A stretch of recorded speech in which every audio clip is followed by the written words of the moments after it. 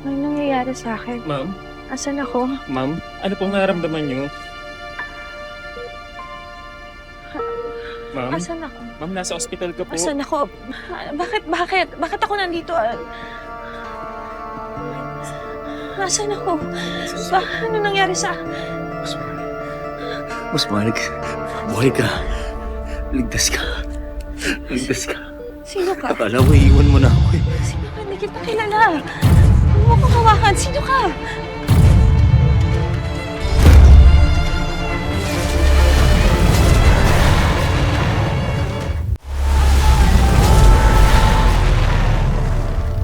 Ligtas ka. Ligtas ka. Sino ka? Akala ko iiwan mo na ako eh. Sino ka? Hindi kita kilala. Huwag mo kong hawakan. Sino ka? Usman. Nagbibiro ka ba?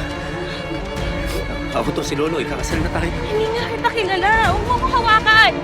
Sino ba kayo? Bakit ako nandito? Ano nangyari sa akin? Naalala mo ba ako? Akong nanay mo.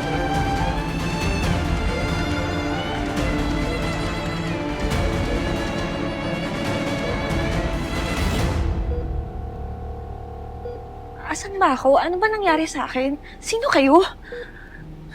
Anak, nasa ospital ka. May mga sumugot sa kasal yung ni Lolo. Naging malubhang ang lagay mo. Hindi ko maalala. Bakit wala akong maalala? Bakit wala akong maalala?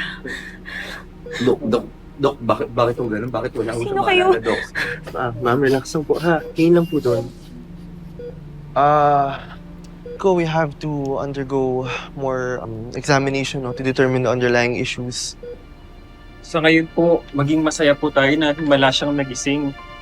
And so far, ang lahat po ng vital signs niya and mga repeat tests are okay.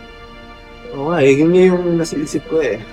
We might have to redo some tests, no? Because baka may mali lang sa results. Pero ang masasabi ko lang po, meron siya kasing history ng head trauma. So baka yung memory loss niya attributed to that, no?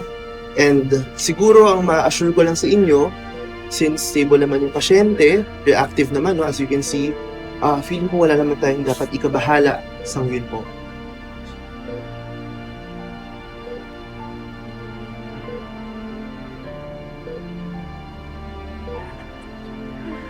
Elsie.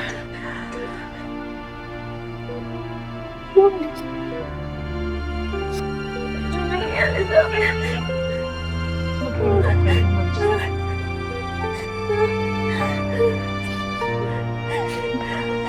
Baka babalik naman yung